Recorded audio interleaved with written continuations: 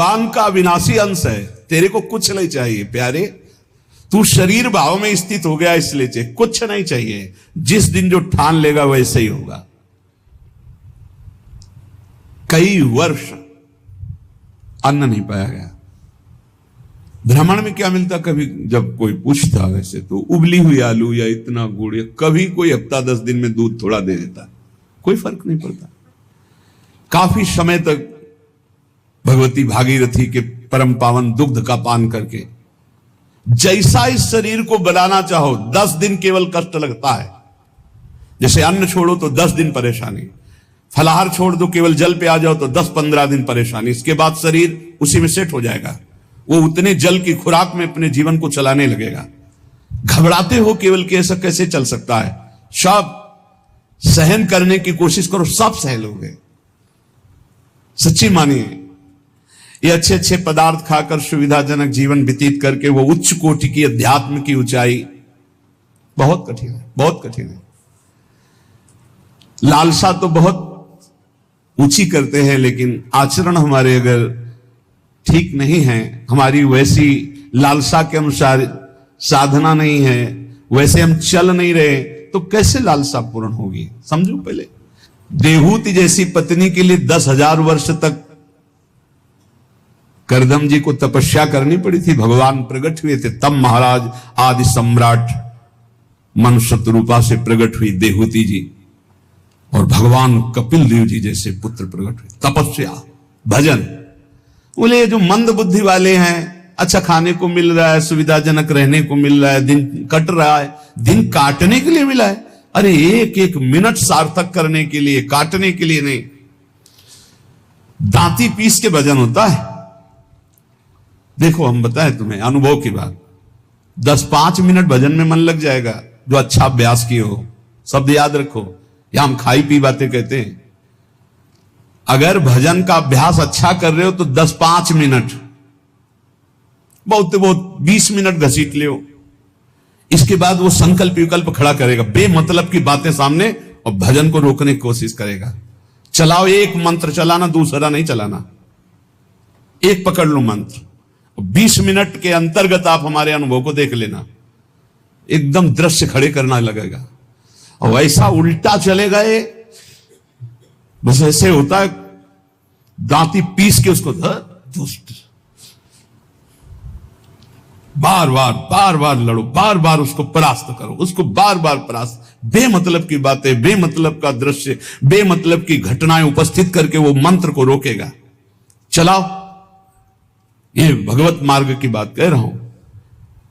अब 1 घंटा निकालो आप ऐसे युद्ध में, फिर आप खड़े हो आसन से तो ऐसे खिड़की में गर्दन जाएगी, पहले कुछ देख ले, कुछ सुन ले, कुछ, और नहीं है तो ये वो अभ्यास कर ही नहीं सकता जिसके पास मोबाइल है, नहीं कर सकता। क्योंकि जब वो स्थिति आती है ना, दांती पीस के इसको जबरदस्ती बस में करने की, पक्का समझो ऐसे ही करना पड़ता है। तो उसको लगता कैसे मारो, तो लगता है इसी मंत्र से मारो, ये तभी वो विचलित होता है। बार बार पसीना आ जाता है, माथे पे नहीं, मन पे पसीना आ जाता है, थक जाता है। जब लस्त हो जाए, त्राहिमाम मच जाए, तब और जिद्दी बनकर मंत्र जप करो, अभी बस में हो जाए।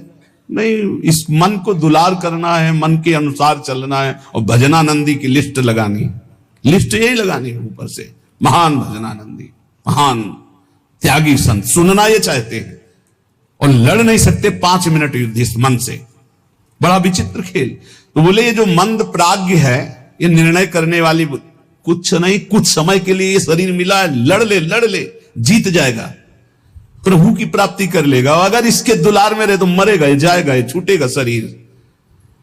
तू अविनाशी है, विनाशी है, तेरे साथ कभी नहीं रह सकता। जो भजन में प्रधान भाव रखे हुए, वही उत्तम भाग्य वाले। श्रीपाद कह रहे, मंद प्रज्ञास्त एवात्र मंद भाग्यास्त।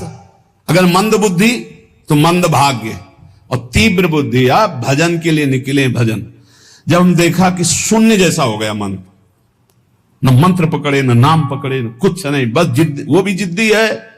अरे तूफान को रोक लेना सहज है, हिमालय को उठा लेना सहज है, लेकिन मन को रोक लेना, ऐसा हमने योग वासिष्ठ में पढ़ा है।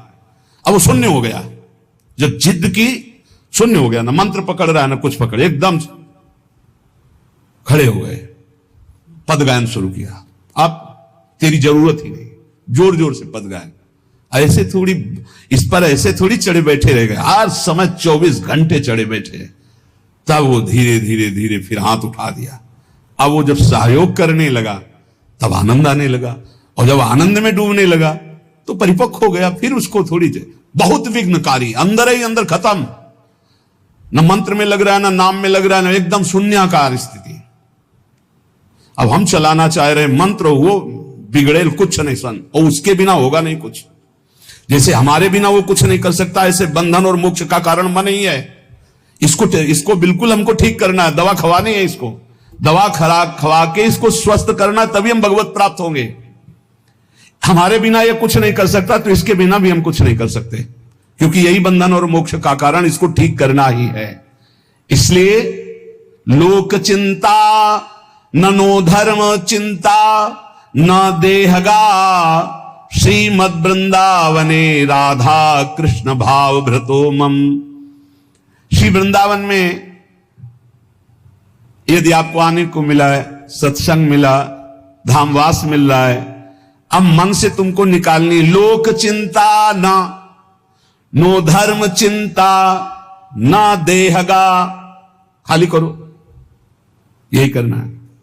लोक चिंता नहीं होनी चाहिए, कल क्या होगा, आज का तो काम चल गया, अगला महीना कैसे काम चलेगा, ये अगर चिंता है तो तुम्हें भगवान का भरोसा नहीं है।